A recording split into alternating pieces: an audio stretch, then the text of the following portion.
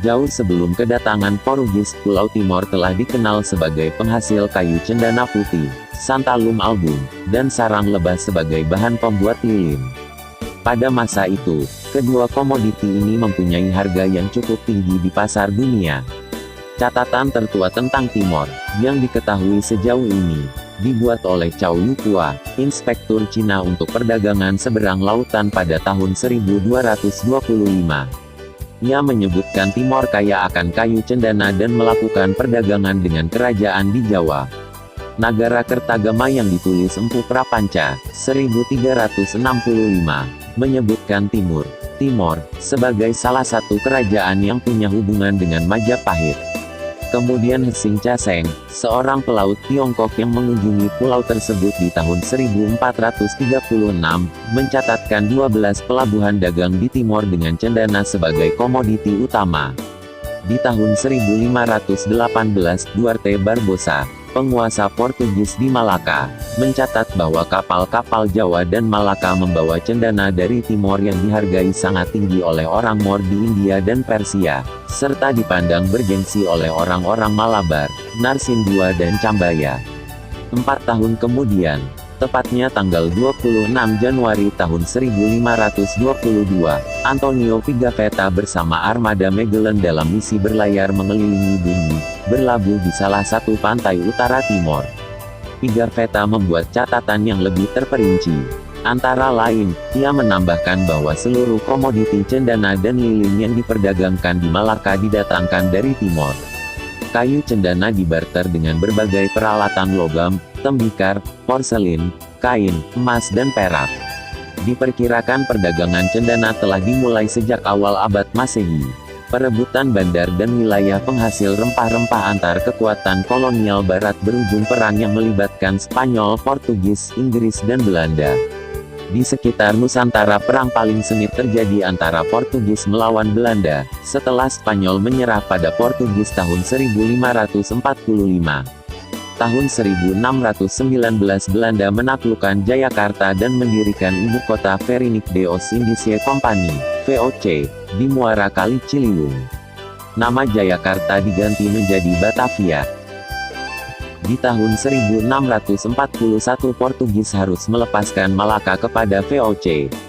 Dengan jatuhnya Malaka maka jalur perdagangan rempah-rempah di sebagian besar kepulauan Nusantara praktis mulai jatuh ke tangan Belanda. Tapi pelabuhan Makassar baru jatuh di dekade 1660-an. Timor sendiri telah rutin disinggahi pedagang Portugis sejak tahun 1515. Kemungkinan pedagang awal ini yang memberi informasi untuk catatan Duarte Barbosa di Malaka 3 tahun kemudian. Baru di tahun 1556 para misionaris Dominikan dari Portugis datang dan mendirikan perkampungan di Solor, pulau strategis di ujung timur Flores. Namun karena serangan dari penduduk beragama Islam di sekitarnya maka kampung tersebut musnah terbakar. Sebagai gantinya di tahun 1560 mereka mendirikan sebuah benteng yang lebih kokoh. Selain menjadi pusat bagi aktivitas misi Dominikan, Solor juga menjadi semacam batu pijakan mereka, Portugis dalam misi perdagangan cendana dari Timor. Mengapa Solor? Karena saat itu Raja-Raja Timor tidak mengizinkan kekuatan asing membangun pangkalan permanen di pulaunya. Pada tahun 1613, setelah pengepungan yang cukup lama, tentara VOC berhasil merebut benteng tersebut.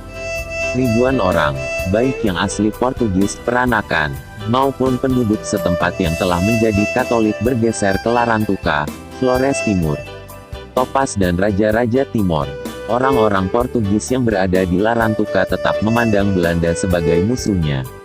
Banyak di antara mereka yang menikahi wanita Flores ataupun Timor sehingga menghasilkan turunan campuran antara Portugis, Timor, Flores dan Belanda. Terdapat juga pasukan Portugis pelarian dari Malaka yang berasal dari India maupun Afrika. Campuran dari keseluruhan mereka ini yang kemudian dijuluki Portugis hitam oleh Belanda, atau juga dikenal dengan nama topas. Istilah topas sendiri kemungkinan berasal dari kata topi, karena kaum ini menamakan dirinya sebagai gente de sapeu, orang-orang bertopi. Marga atau nama keluarga yang terkenal dan kemudian menjadi pemimpin kelompok ini adalah Da Costa dan De Hornay. Matheus da Costa adalah perwira Portugis yang menikahi seorang wanita Timor di Larantuka. Sedangkan yang De Hornay adalah seorang desertir, bekas perwira Belanda komandan benteng Solor, yang kemudian menikahi putri Raja Amanuban di Timor. Kedua dinasti ini menjadi partner sekaligus saling bersaing untuk memimpin kaum Topas sampai lebih dari 200 tahun. Topas di Larantuka mulai tertarik dalam perdagangan kayu cendana yang mendatangkan keuntungan besar. Untuk itu sebuah ekspedisi dikirim ke Timor tahun 1640 dan mendarat di Livau, daerah yang sekarang menjadi enklave Ukusi, bagian dari negara Timor Leste. Ekspedisi ini kemudian terus masuk hingga ke pedalaman Timor. Di tahun 1641 sejumlah misionaris Portugis berhasil mendirikan semacam benteng di Kupang. Di tahun 1642, seorang Topas bernama Francisco Fernandes memimpin pasukan untuk menyerang kerajaan yang sangat berpengaruh di pesisir selatan bernama Wewikuwehali. Kerajaan tersebut dibakar rata dengan tanah. Keberhasilan serangan ini membuat Topas leluasa mengambil alih kendali perdagangan cendana di Timor. Keberadaan Topas lambat laun menjadi kekuatan politik yang menguasai sebagian besar daratan dan pesisir Timor bagian barat. Penguasaan para Topas atas persenjataan, kepiawaian berperang serta kemampuan berbahasa Portugis, Melayu sebagai lingua franca, dan bahasa daerah, Timor dan Flores, membuat mereka disegani oleh banyak raja-raja Timor. Di sini mereka memaksa raja-raja tersebut untuk menjadikan Topas sebagai satu-satunya pengepul cendana untuk diperdagangkan keluar pulau. Topaslah yang menentukan harga cendana dan tidak mengizinkan siapapun, kecuali mereka sendiri, menjual cendana kepada orang asing. Perlu sedikit diketengahkan mengenai struktur politik dan budaya di Timor. Pada zaman kedatangan Topas itu, Pulau Timor terdiri dari sedikitnya puluhan kerajaan kecil. Pada umumnya, tiap kerajaan merupakan gabungan dari sejumlah suku atau klan dengan pembagian peran bagi masing-masing suku atau klan di dalamnya. Kedudukan masing-masing suku relatif setara, tetapi terdapat juga kelas sosial yang muncul karena pembagian peran tadi. Di dalam suku-suku tersebut diterapkan perkawinan cross-cousin, semacam pariban dalam tradisi Batak, dengan sistem eksogami atau tidak diizinkan perkawinan dalam satu suku, klan, baik patrilineal maupun matrilineal. Tanah suku dimiliki secara komunal dengan pengaturannya oleh kepala suku. Setiap individu dipastikan terikat dengan salah satu suku, atau, bila sampai diusir, diasingkan karena melakukan kesalahan tertentu, terpaksa harus menawarkan diri ke dalam satu ikatan suku atau klan lain agar bisa bertahan hidup. Tidak ada individu yang dapat survive tanpa tergabung dalam satu suku. Resiko terburuk saat menawarkan diri demikian adalah ia dijadikan budak atau hamba oleh suku yang mengambil. Bila bernasib baik maka ia diangkat menjadi saudara. Beberapa kerajaan di bagian barat yang kiranya penting untuk disebutkan di sini antara lain, Helong, suku bangsa yang menguasai wilayah yang sekarang menjadi kota Kupang, Amarasi, Amabi, Amanuban, Amanatun, Amphoan, Molo dan Fatule. Sementara di bagian tengah dan timur terdapat lebih banyak kerajaan. Beberapa catatan sejarah menyebutkan kerajaan yang paling berpengaruh di antara mereka yakni Wewikuwehali, Bowo, Suaikamanasa dan Insana.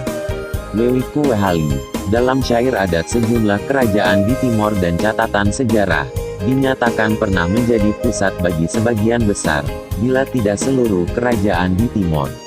Mungkin ini menjadi alasan serangan Topas ke kerajaan tersebut di tahun 1642.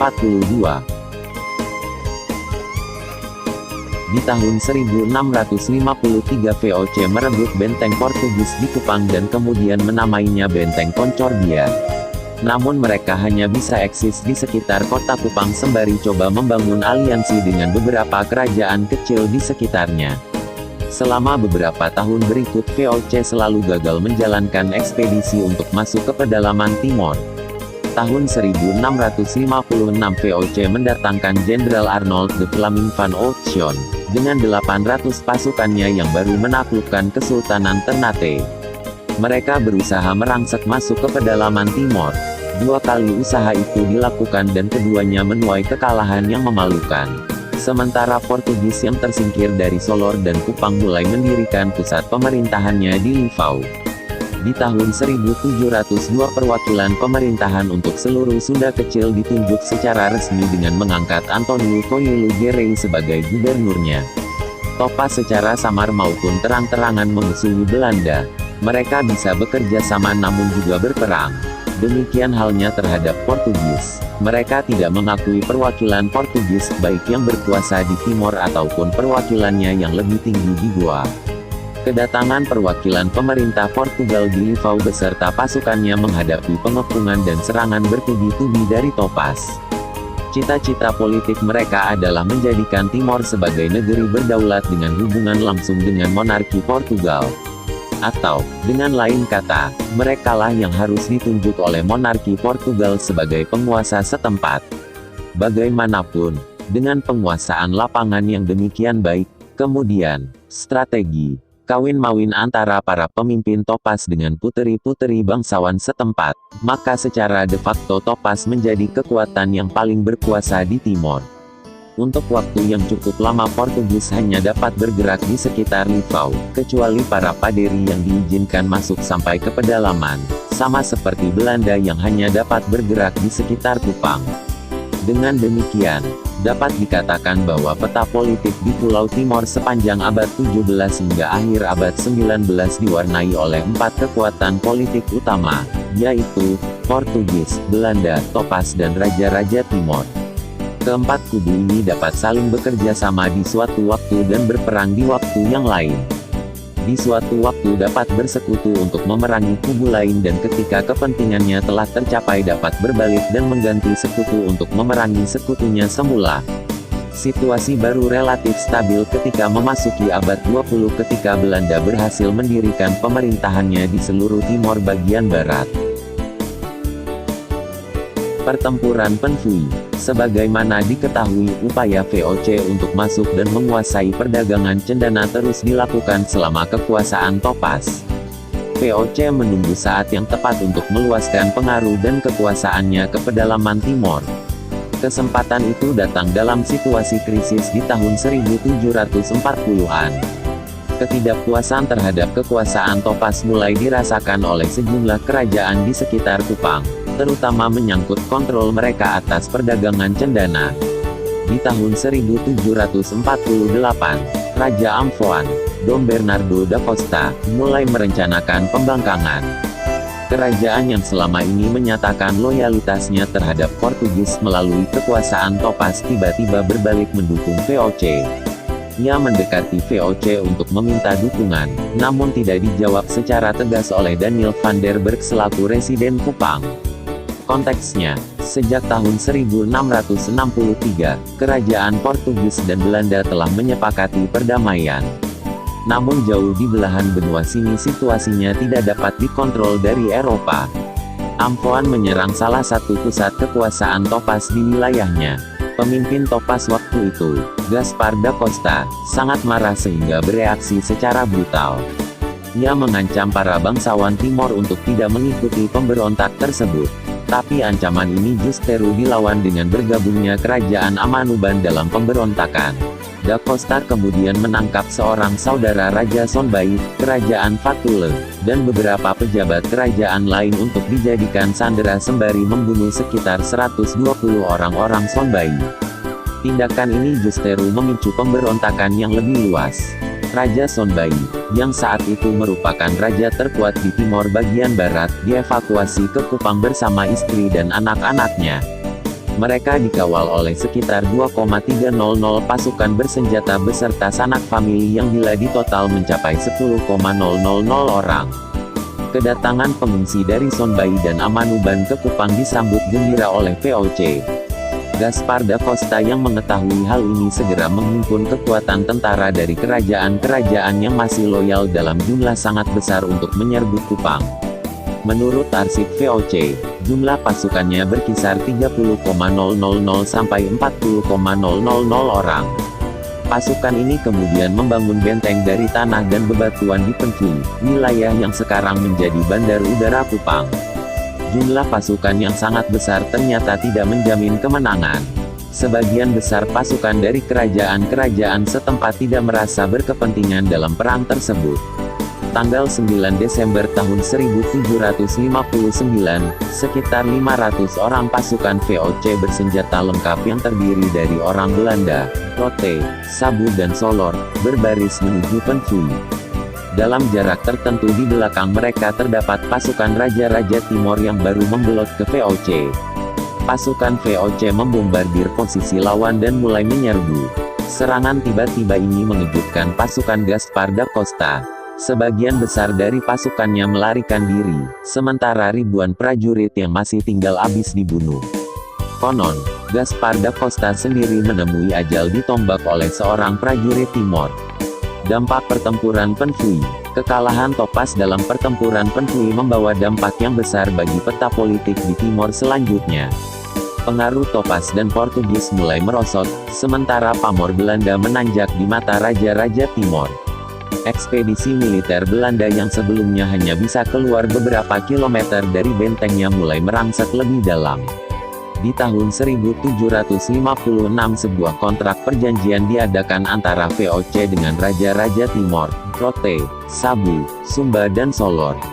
Sebanyak 48 orang menandatangani perjanjian tersebut yang dikenal dengan Paravicini Contract. Raja Wewiku Wehali turut di antara mereka dengan mengatasnamakan 27 kerajaan lain yang berada di bawah pengaruhnya. Pada intinya, kontrak tersebut menyatakan pengakuan Raja-Raja Timor atas kekuasaan Belanda. Namun, berbaliknya situasi ini tidak berlangsung dalam waktu yang sangat singkat untuk kemenangan total Belanda. Pengakuan melalui kontrak di atas kertas pun tidak langsung diikuti dengan kenyataan di lapangan. Pemberontakan Raja-Raja Timor terhadap Belanda masih terus terjadi sampai ke awal abad 20, baik yang terjadi kecil-kecilan maupun dalam skala yang lebih besar. Dapat dikatakan bahwa kekalahan Topas dalam pertempuran Penfui memberikan pukulan lebih kuat pertama-tama terhadap kedudukan Portugis di Timor, lalu terhadap Topas sendiri, baru setelah itu terhadap Raja-Raja di Timor. Sementara itu Topas, dengan pemimpin barunya, Antonio de Hornay yang adalah putra Jan de Hornay, masih sanggup menggalang dukungan dari sejumlah raja lokal untuk melawan Belanda. Di antara mereka yang berhasil dipengaruhi adalah Raja Amarasi dan Sonbai.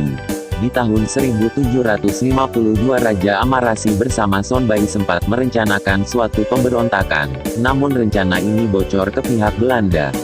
Raja Sonbai, Dom Alfonso Salema, ditangkap dan dibuang ke Batavia. Di tahun 1769 Topas masih memiliki cukup kekuatan untuk memaksa gubernur Portugis di Livau, Jenderal José Teles de Menezes, beserta pasukannya mengungsi ke Dili dan menjadikannya ibu kota pemerintahan yang baru. Selain bahwa Topas masih cukup kuat, pihak VOC sendiri tidak sangat gencar melakukan serangan penghabisan terhadap Topas. Sebuah proposal Residen van der Berg untuk melakukan serangan besar-besaran di Timor sebagai momentum kemenangan total VOC ditolak oleh penguasanya di Batavia. Terbelahnya Timor, di tahun 1799 VOC dinyatakan bangkrut dan resmi bubar pertanggal 1 Januari tahun 1800. Seluruh kekuasaan VOC diambil alih oleh pemerintah kerajaan Belanda dan menamakan daerah koloninya sebagai Hindia Belanda. Memasuki abad ke-19 ini pemerintahan Hindia Belanda sempat mengalami interupsi oleh penguasa Inggris antara tahun 1811 hingga 1816. Kekuasaan Portugis sendiri, dalam skala global, mulai melemah tetapi daerah koloninya masih cukup luas. Sejak memindahkan pusat pemerintahannya ke Dili, Portugis masih memiliki pijakan di sebagian besar daerah Timor bagian timur dan beberapa kantong di bagian barat, Flores, Bima, Alor dan Pantar. Setelah Inggris mengembalikan kekuasaan Hindia ke tangan Belanda, terjadi beberapa kali usaha Belanda untuk menaklukkan Raja-Raja Timor. Pada tahun 1818 Residen Timor J.A. Hazard menyerang kedudukan Portugis di pelabuhan penting Atapupu dan berhasil mendudukinya. Di tahun 1828 kerajaan Sonbai kembali diserang Belanda, namun gagal. Peperangan antara kerajaan-kerajaan Timor, terutama Sonbai dan sekutunya, melawan Belanda terus terjadi sepanjang abad ke-19. Raja Sobe Sonbai tidak pernah tunduk kepada Belanda selama 3 generasi, dari Sobe Sonbai sampai Sobe Sonbai III. Di paruh awal abad 19, pemerintahan Residen Hadad mendatangkan lebih banyak orang Rote dan Sabu, yang dinilai lebih loyal kepada Belanda, untuk mendiami pesisir utara Timor dengan tujuan membendung perlawanan Sobe Sonbai. Sementara itu, pemerintahan Portugis di Dili semakin memandang Belanda sebagai ancaman yang akan terus melakukan ekspansi ke wilayah timur yang dikuasainya. Gubernur Lopes V di Dili lantas menawarkan sebagian daerah yang merasa dikuasainya kepada Belanda. Wilayah-wilayah tersebut meliputi Flores, Adonara, Solor, Lomblen, Pantar, Alor dan beberapa wilayah di timur bagian barat. Sebagai kompensasinya ia meminta harga 200,000 guilder kepada Belanda. Belanda menyambut tawaran ini dengan senang hati dengan segera membayar uang muka sebanyak 80,000 guilder secara tunai. Rupanya tawaran ini dilakukan Gubernur Dalima tanpa sepengetahuan pemerintah Portugis di Lisabon.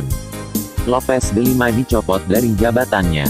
Namun keberatan dari Lisabon tidak dapat membatalkan kesepakatan tersebut.